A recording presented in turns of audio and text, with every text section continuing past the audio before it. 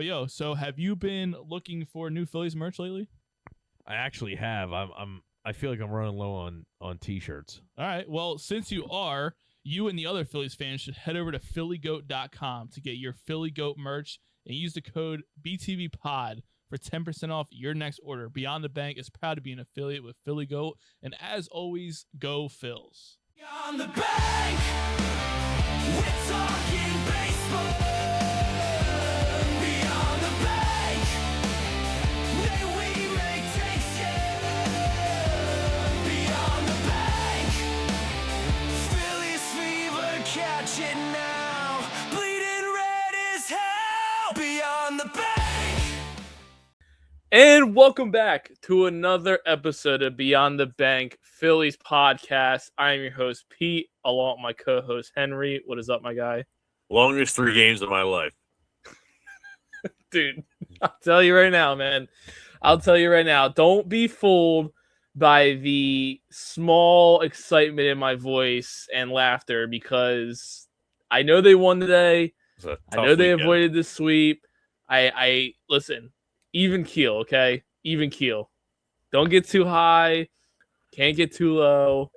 Because I'll tell you right now, when you're in the lows, man, after a couple games they had this past weekend, you start thinking about a lot. I mean, we were texting last night, and it was just like the stuff we were saying was just like we would yell at us. I'll put it that way. Like, right. Well, and it just you fall into that trap of like the era talk. And what went wrong at this time of day, like years ago, and it's just like when you do that, man, it gets very like unhealthy. I feel like very unhealthy. No, it definitely does. It's not a good place to be. No, it's not. It's not. And you know what? Things could be worse in life, right? Obviously, people are going to think of it about this and be like, "Listen, you guys sound dramatic and overreacting." But when I tell you, if you're this committed in this, following along all year, you would understand. But for some, they don't do that, and they just feel like, oh yeah, I'll say this, and people will understand me and be on my side. Man. So. It's a lot, man. It is. It is. Sitting out in the hot weather. You did that today. So dude, last 2 days that actually. Was yesterday wasn't as bad as today. Right, dude. Today's game. So I had. Since obviously I work for Coke, they're sponsoring Phillies, whatever. Yeah. We get like a Coke day at the Phillies. Like it's kind of like every corporate job does that. Yeah, we do that too. They just happen to pick it. Now they've scattered it since I've been there. Mm. So the one year they didn't have it because somebody didn't tell anybody about it, and it was a whole thing. Right. My first year they did it in like mid-September, and then they did one in like April. It was great. Yeah. We picked the hottest day possible. So they're out there grilling. It's hot behind the grill, which is permeating to us. And then I'm chugging water. I had like 6 Smart Water bottles, I think, before I even got in the stadium. Nice. I just dumped one. Gabby's dad dumped one on his head, and I was like, oh, it's kind of funny. He's like, I'm telling you, it feels good. Dude, I just dumped like a whole bottle on my head. It cooled me down right, but it didn't last long. Right. And then in there, dude, I was right in the sun. I was in section 308. Dead, just beaming on you. I was like, this is brutal. I still have a headache from being dehydrated. I thought I was going to throw up. Dude, it was bad. It was really bad. And I got to, and I'm glad I left when they were winning because I wouldn't have been able to stay the whole time. Right. I had to leave at the 6th inning. I hate doing that. I've only left like 3 Phillies games early. That was one of them. I can't do it. Yeah, you almost feel disgusted with yourself, but at the same time, you also don't want to just pass out. So, but this time, I knew that it was, an okay thing to do because Gabby's dad is just as diehard as a lot of people I know. Right. He never leaves games early. Always stays till the end because you never know. Blah blah blah. Yeah. And he was like, I'm done. He was like, I'm done. I can't do this no more. Yeah. Dude, it was like 100 degrees. Like it was so bad. I had a pint of Graham Slam ice cream. There you go. In hindsight, that may be what made me feel like I need to throw up, but whatever. Yeah, whatever. It's quite the day. Quite the day. Yeah. So, before we get into the J series stuff like that, we have a lot to say for that or whatever. But before that, we're gonna start on a little bit of a more positive note here, because I think it's reasonable. So as maybe some people didn't know or notice, I guess. I hope you did, but it was Alumni Weekend at Citizens Bank Park. We really didn't get to do any thoughts beforehand last week after the National Series, but it was also a very special weekend on Friday night as they were inducting Chase Utley into the Phillies Wall of Fame, which was just a really cool thing they put together. Obviously, it was a little dampened because the whole rain delay and stuff like that. Damn. Yeah, no, come on see out. what you did there. Come on out. But it's the rain, It's I know. I I know. Go on now. You I'm glad locked we're on the in. same page. Yeah. Locked in. But yeah, so they did that on Friday night.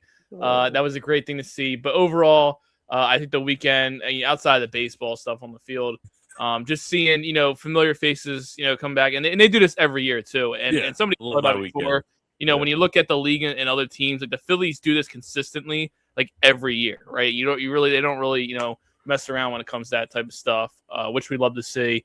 But I guess if you just want to start out, just give me some thoughts, just the weekend in general, and then just get a little bit into the Chase Utley side of things. Dude, it was a blast. It was so cool to watch. I got off work at a decent time on Friday, so I actually watch everything with all the delays included and stuff. I was able to actually watch everything, which was cool. And Chase Utley's the man. I know we make the joke Chase Utley, you are the man. He's just the best. But seeing all those older guys come out, Pat Gillick was there. He got a huge cheer. Obviously, Kruk, Greg Lazinski, Mike Lieberthal, for some reason. He would. I still don't understand that. No shade to Mike Lieberthal, but it just sometimes things don't make sense. And that's okay. But seeing a lot of the 08 guys, I think, because it was kind of like Rollins last year. The fact that I texted my buddy this, I said, the fact that we're this old, that childhood guys are on the Wall of Fame and they're maybe getting into Cooperstown is just so crazy to me. So you got Chooch there.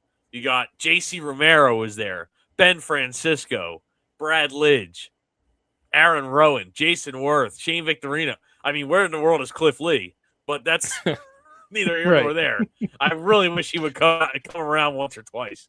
Right. It's so cool seeing, jokes aside, it's so cool seeing all those guys together. And I listened to Jason Worth's podcast the day, that day before the induction. And it's so funny hearing them talk like teammates, because you hear Chase Utley interviews with the MLB or the Phillies organization, whatever. It's very buttoned up. It's kind of doesn't really show his personality. Right. You get Jason Worth, who is cracked out, but in the best way possible. He's not. I don't think he's on drugs or nothing. But he is just. He's not Papelbon crazy. No. Worth is that kind of crazy where you're like, oh man, he's gonna be there. Oh geez, this is gonna be high energy, that kind of thing. He's somebody you invite to the wedding. You know what I'm saying? That's right. That's what he is. So hearing him talk to Chase, and he kind of was egging Chase on and stuff like that. That was cool. Yeah, but dude, it was. I did listen to that podcast. The Phillies do it so well. They do it so well every year, like you said. Yeah, they do. They do. Really cool to see. Obviously, I wasn't at any of the games in person or nothing like that, but just seeing photos, posts and stuff, videos, before the game stuff. It's really cool. Real fast. Now you bring up photos. I took a picture of Ben Francisco. I can't believe that you guessed who that was. I know, dude. It took me a couple minutes. I was talking to guys that I work with today when I saw them, and the one guy was there the night before as well, and he was like, "Did you get a picture of Ben Francisco?" I said, "Yeah." And he said, "How'd you know it was him?" I said, "Honestly, I saw the back of his jersey." I said, "Obviously, I know who Ben Francisco is, and I watched him a lot, but I can't pick him out of a lineup. Now I can, but I couldn't have picked him out of a lineup." I know. It took me a couple of minutes. I'm sitting there. I'm it's gonna take me a couple of minutes, but I know I'll get it or whatever. And then once you said not Wall of Fame and then just alumni in general, I was like, okay, I kind of narrowed that down now. So it's got to be somebody in And I that said era. underrated. We've talked about him quite a few times. Yeah, we have. So that was really cool. And just everything in general that they do is awesome. You know, obviously when the person like Utley, for example, getting put in the Wall of Fame. I guess he didn't do it on Friday night, but he did it on Saturday. He rode in the back of the truck, and they bring him around the stadium just like to wave to the fans, like that type of stuff. That's awesome. That's great to see. You know. But like going back to Friday night with Utley, I'll tell you, man, it's something else, right? Because like I feel like for me, like at the age I was at, in Utley's prime years with the Phillies, like obviously I was watching, I was a big fan of all that stuff, obviously, but sometimes you don't really like,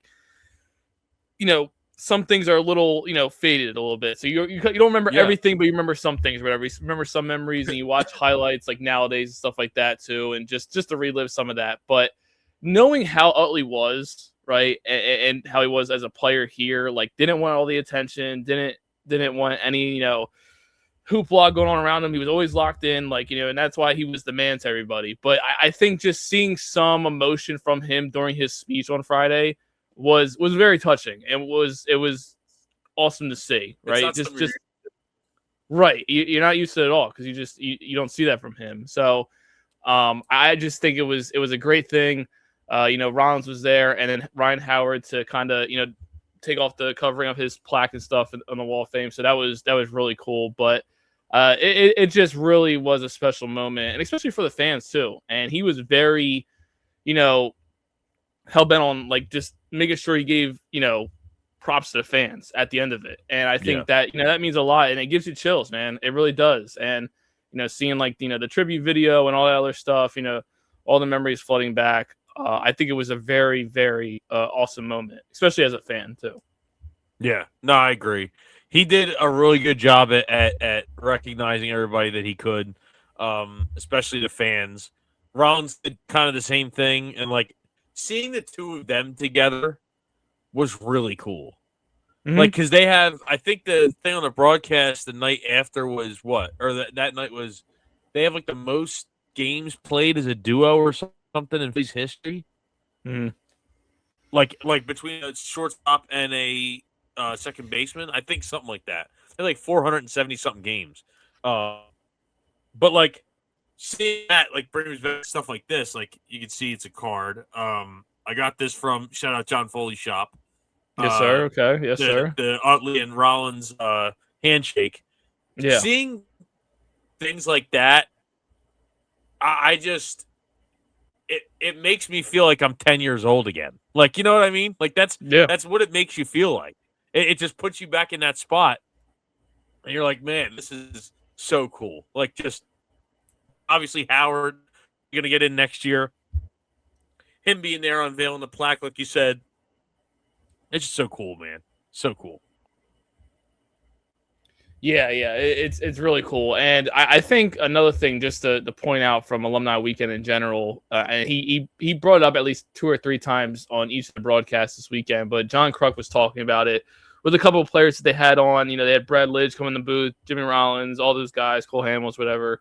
And it's a really touching thing. And I mean, it relates to life in general, but he said to these guys, it's like, take advantage of these times where you kind of get together with all these, former players that you played with before, because, you can't take it for granted. You know what I'm saying? He said that himself, that like a lot of the players that he played with, his teammates, they're not around anymore. And, it makes you think a little bit. It's like, it's crazy that like at this time period of these guys' lives, and for them all to come back together and be here in one moment, especially the ones that were on that 08 team, and seeing that the chemistry is still there when they see each other. I mean, it was definitely something touching to hear, and he really made a good point. And it's, as a fan, it's just like I totally agree. And seeing like Charlie Manuel too, like him out there still going, man, still trucking along. So like that was cool to see. So, and I think to put up on that Kruk me, like you don't know we're gonna see blah blah. The one guy that I always think about when I see the reunions is Roy Halladay. He was my favorite pitcher, my favorite baseball player probably ever. He was just as much a part of those teams. Obviously, didn't win a championship here, but he was part of those teams, and he belongs in those rooms. And it's just a shame that he's not around to see it, and he's not around to be a part of it. That's just the guy I always think of. You know what I mean? Like, it's a shame, but I think it makes those players appreciate it that much more. Yeah, absolutely. Great point. Yeah, for sure. And yeah, it's one of those things, and that's why you love that they do this every year around this time. And it's one of the main focus of this weekend, or this past weekend, I should say, outside of the on-field, baseball stuff in general. So, kudos to the organization for continue to do that and give those guys recognition that they deserve. So, a really cool thing overall. So, all right. So, moving on from that, let's just talk about this series. Obviously, every game for them had to go into extra innings. Just felt like every game was just 10 hours long for some reason. Definitely could have been avoided.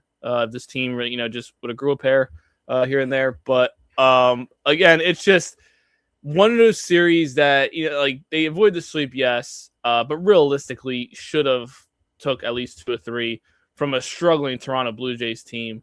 But so, what were some of your takeaways or thoughts from this series in general?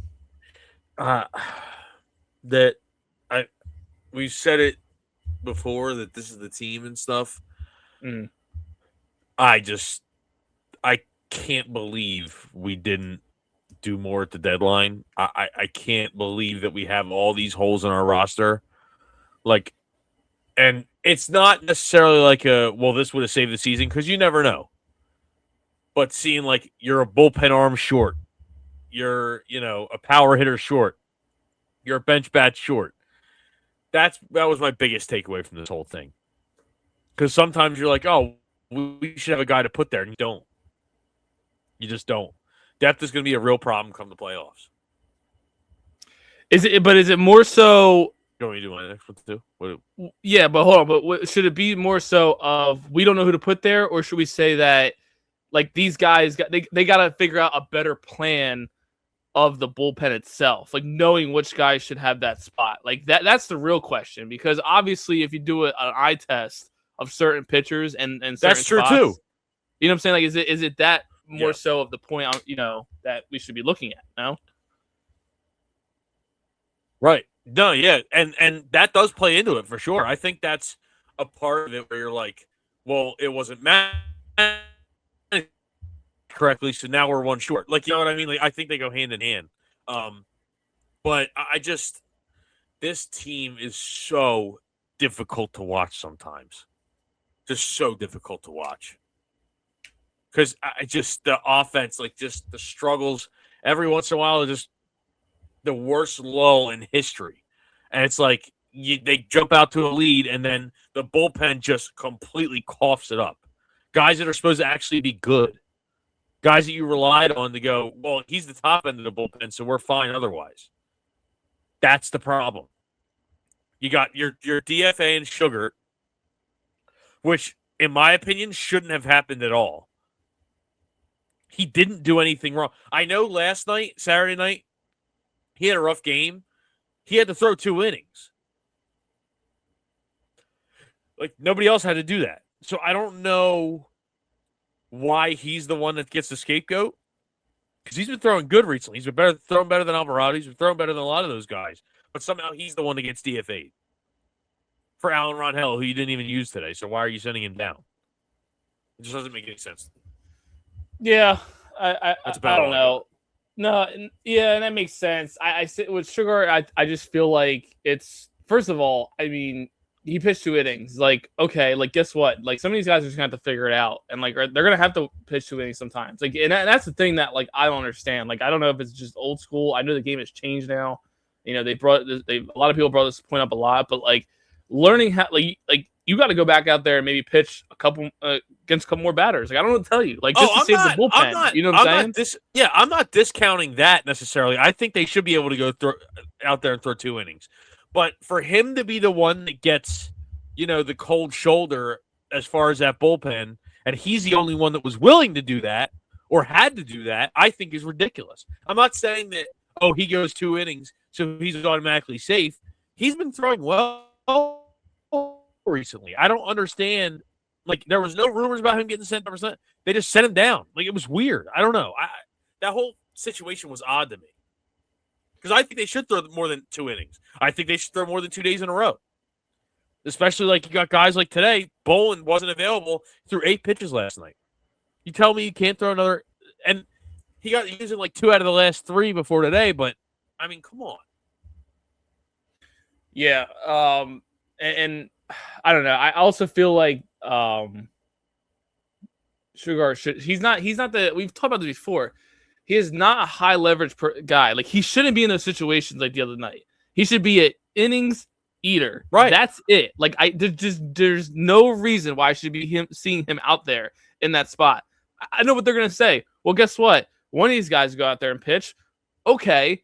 Again, goes back to my point of having the pitch That's back my to back whole innings. point. Like, yeah, but that's what I'm saying. Like, it's just like, it's annoying having to see him in those spots because he just, and I'm not trying to discredit him, but he doesn't deserve to be in that spot. Like, he's not that type of guy yet, or he's not a guy that we could trust to get 1 or 2 outs. Like, I just, bottom line, our other guys didn't play well enough for him to get trusted.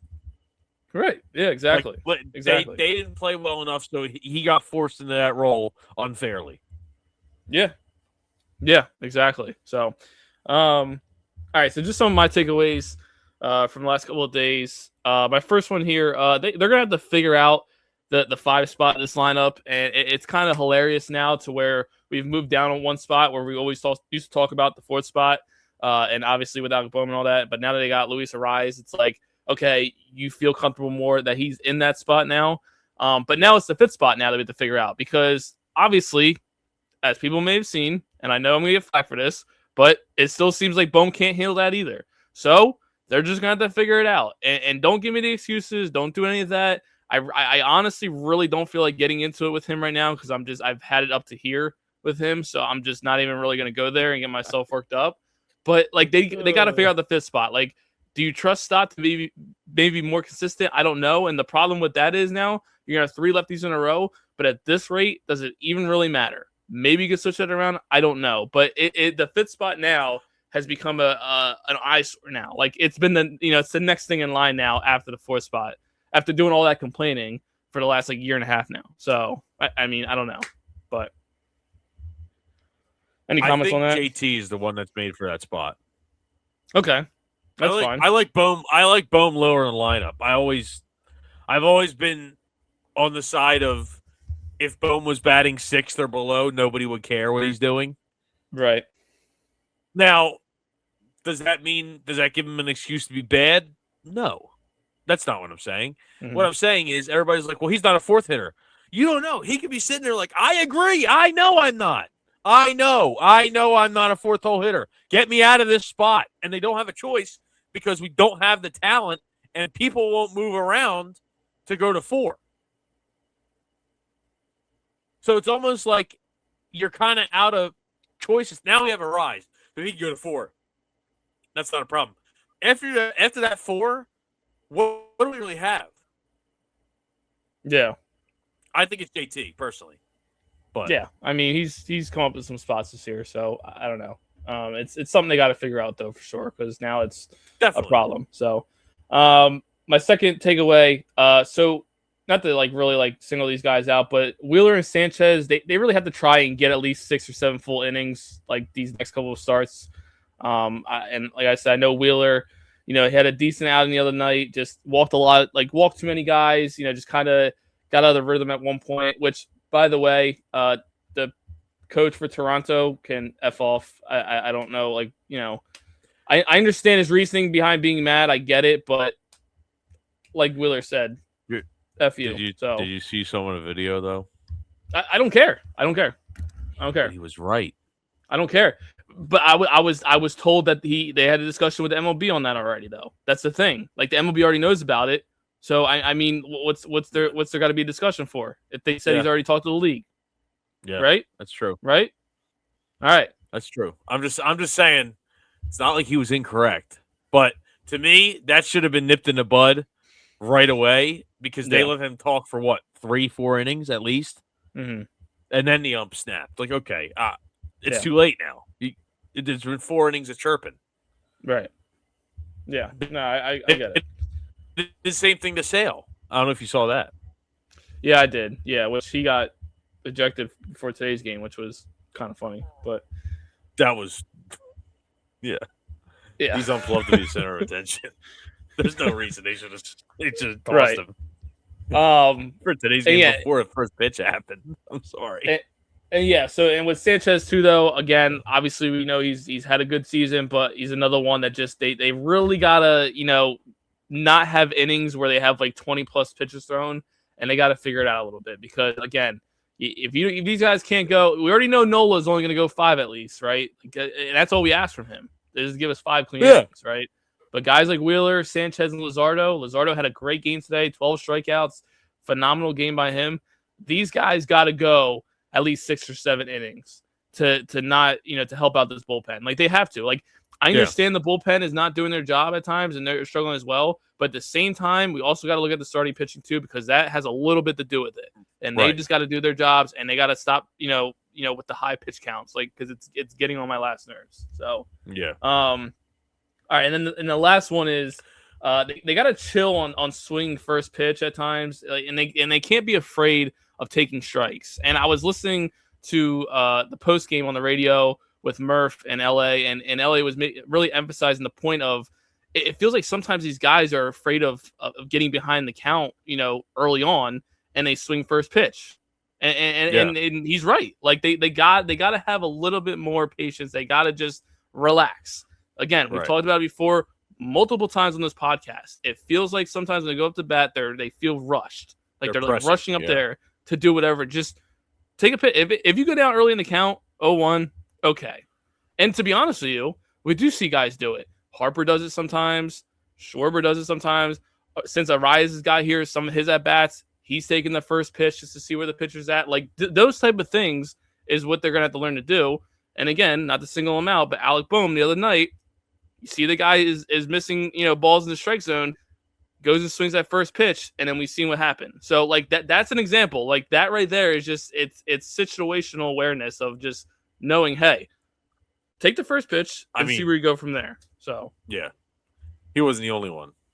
I understand that. I know, but it stuck out like a sore thumb. So that's why I'm saying it though. But the other thing is Harper did the exact same thing, and if they could field worth a lick, the game would have been over. Well, he swung at the first pitch and ground ball to second base. But nobody's going, I can't believe he did that because he ended up on base. Because the guy can't field. It makes no sense to me. I know. I'm not comparing him and Alec Boehm. I know. I get that. But again, like I texted you earlier today. It's kind of egregious at this point. Go ahead. Sorry. It was it's the connection. No, you're good. No, I was gonna say I'm just there's more, bad than good with Boehm though, and stands out a little bit more in certain spots. I understand Harper has his moments, he does. Not saying he's always playing well. I understand that. But with Boehm, when you're it's other stuff that plays into it. Like I understand it's easier for people to pick out and be like, hey, he did this in that game we lost, but so did the offense. Like they didn't do pretty well as well. But like I'm just saying, like there's more bad than good sometimes, and it sticks out like a sore thumb. So that's just where I'm at with that. So I don't know. I get it. I'm just saying. I think some people are just giving him more shit because it's like he's the scapegoat. You aren't doing this necessarily, but there's people that are like, why would anybody ever swing first pitch? Harper did it the exact same thing. Like you gave more Boehm examples than just that, but they're like, oh, why would anybody ever swing first pitch? It happened literally 2 batters before him. And the game would have been over. And Boehm wouldn't have got the bat. And then who are we blaming? Not him. Yeah, I don't know. Maybe Kevin Long needs to be fired. Maybe whatever. I really don't care. He won't fix Boehm, but my God, we need an excuse to get that guy out of here. Yeah, well, I don't think that's happening anytime soon, so I wouldn't really count on it. So, all right. So, getting to the question of the day here, going back to the bullpen a little bit. But question of the day: if you were the manager, how would you set up this bullpen going forward? So if you want to kind of just list each pitcher, at what spot, which inning, like how would you line it up?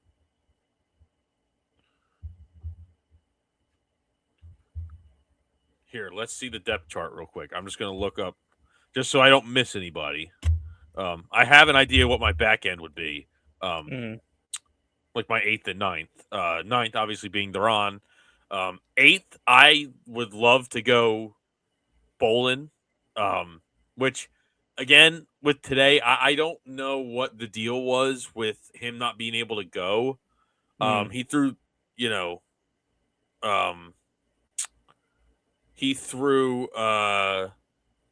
he threw 8 pitches last night. It's just like I don't understand how you can just bypass that. I personally think so. This just going from depth chart. Alvarado, I'm putting in like the 6th or 7th inning. It all depends on the lead with him because he's so touch and go right now. And like recently, he was throwing really well, and then he just came completely back to earth, which sucked. But then I got Bolin in the 8th.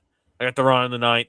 Kirkring, 7th. He's solid 7th inning. I'd rather see him in the 7th than any later, because frankly, 8th inning Kirkring gives me chest pain. Killian, I'm not going to give a take on that because I think he just tore his ab. Yeah. So that's great. Fantastic. Meza, he could go in the 8th inning for me. Okay. I think. Brooks Raley, matter of fact, I think I might put Meza in the 9th if we got a decent lead. And then I'm putting Brooks Raley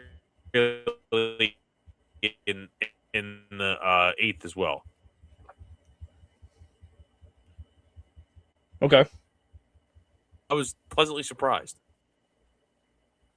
You're surprised at what? How good Raley did last night. Yeah, no, he had a decent night. And also you brought up Meza too. Shout out to him today.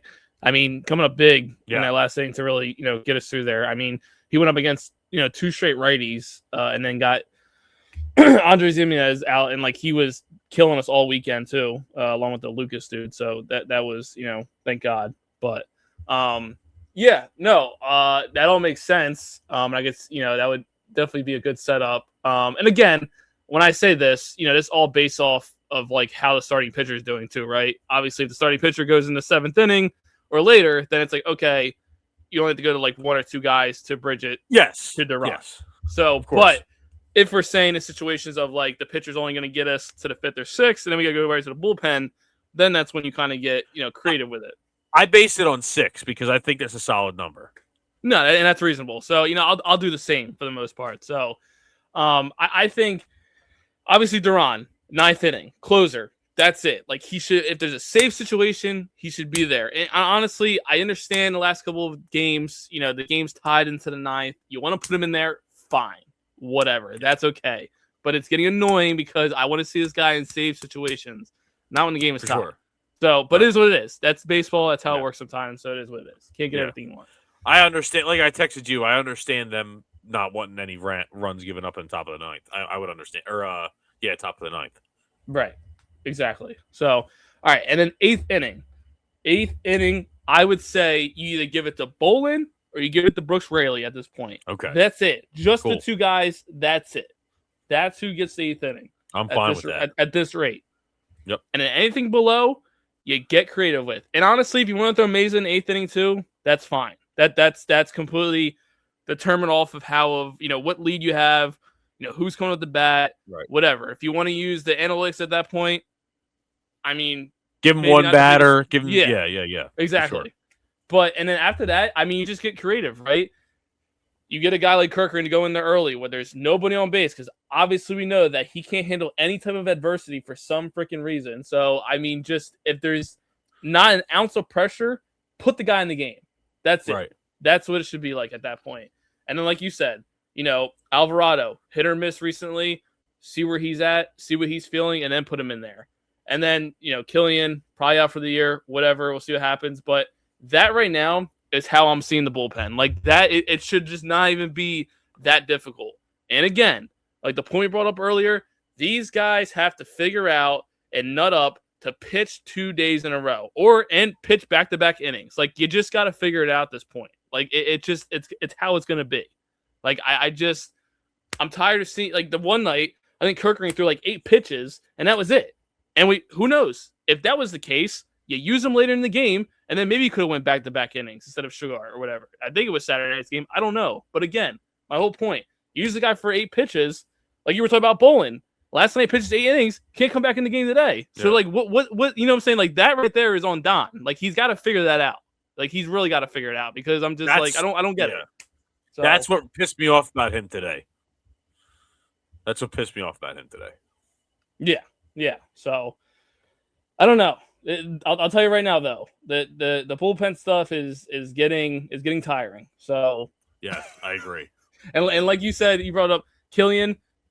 The injury did not look great today. So I'm going to assume we're waiting on an announcement that he's out for the year. So that's just amazing as we just traded for him. Yeah. So is this a possibility that McFarland gets called up? I don't know.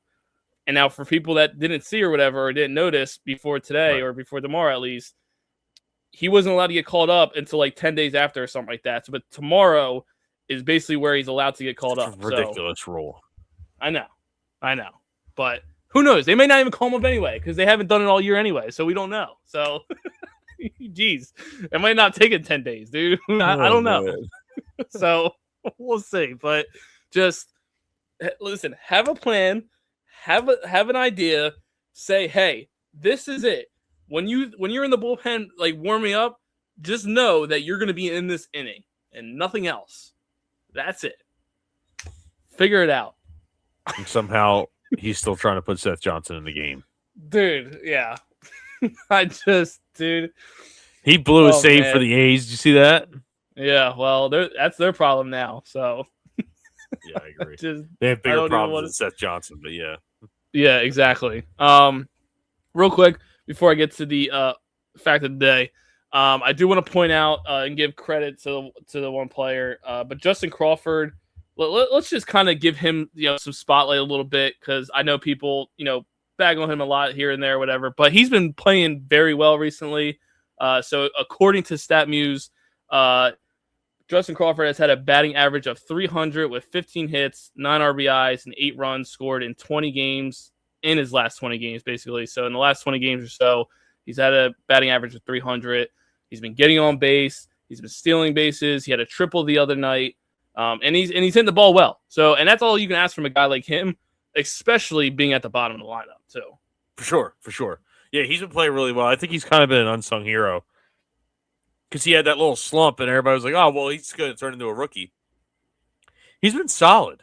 He's been really solid. So, right, and then I mean, when it comes to the outfield stuff defensively, I mean, it's give or take with him, and you take with a grain of salt. With him and hopefully that, he consistently gets a little bit better, step by step. So I just wanted to give him some props because I love Crawford and I'm glad that they didn't trade him at the deadline. So I'm just hoping that he sticks around for years to come.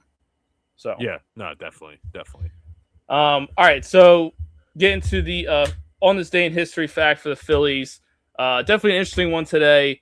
I saw it already, a couple of videos of it or whatever. On this date, back in 2023, good old Michael Lorenzen making his first home start since being traded by Detroit on August 1st. Wow. No hits, Washington. It was the Phillies' first no-hitter since 2015. In the same game, Weston Wilson made his major league debut and hit a home run in his first time at bat. So, packed full game, huh? Dude, I mean, it's one of those games that get talked about a lot. I feel like I randomly see it on Twitter. So. And he had the Vans cleats and all that. Yeah. What a night! I mean, geez, Yeah.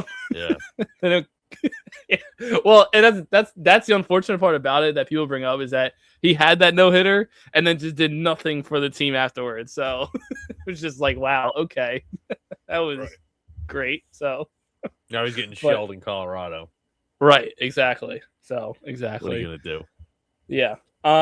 All right, and then before we get out of here, just want to do a little bit of like a standing update, I guess. Just kind of discuss a little bit of where we're at this point in the season, post trade deadline. But obviously, right now as it stands, you got the Brewers at 74 and 44 at the top of NL right now. Then you got the Braves 71 and 47, leading their division. These are all the division leaders, by the way. And then the LA Dodgers, obviously with them 70 and 48 right now. So those are the top 3 teams of the NL. And then the 3 wild card spots, which you said it the other night, is going to be dicey at this rate, especially with how this team's playing and just how other teams are as well. Like at the Cubs at 69 and 50, Diamondbacks 63 and 56, and then us at 63 and 56, currently holding that last wild card spot with the Padres right behind them. So again, another reason of saying, hey, listen, it's time to, get yourself together because they're on your tails. Right. Definitely. Yeah, dude, I told you, this wild card's going to be nuts. I have a feeling we're going to be playing meaningful baseball until like not even a week left in the season. And I almost want that, but it makes me nervous at the same time. Yeah. No, for sure. And that's makes me want to vomit everywhere because I'm just like, I hate to be the guy to look at like standings every day. Yeah. But listen, I try not to do that until like late August. Yeah. No, I know. It's just one of those things to keep an eye on because, again, like you said, the wild card race is going to get very interesting. And before you know it, you lose 3 or 4 games again and you get swept. Your ass is going to be on the outside looking in. So, yep. I mean, it's get your shit together or, listen, I can't. I'm not willing to deal with a end of the season collapse. Not really interested. So I'm not willing to deal with it this year. So let's not do that. So, but anyway, so definitely an interesting week coming up. We got a series with the St. Louis Cardinals out in St. Louis, 3-game series. They just released some of the pitching matchups. So we got Wheeler and Sanchez in this series. So that should be good to see.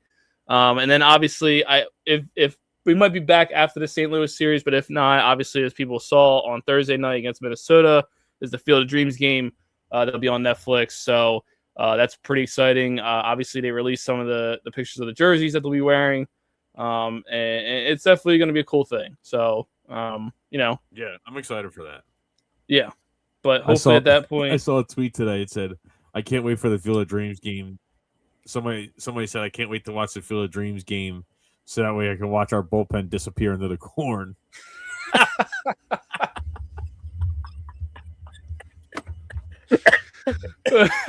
Oh, man. Yeah. Well, hopefully at that point it don't fizzle out. Because, again, I don't know if you'll realize, but we don't have a day off until Friday. So at this rate, we've played like, I think it's like 10-something games in a row or something like that. I don't know. It's been a while since the team had a day off. So, again, let's not short out the bullpen here. So, but anyway, you got any last minute thoughts though?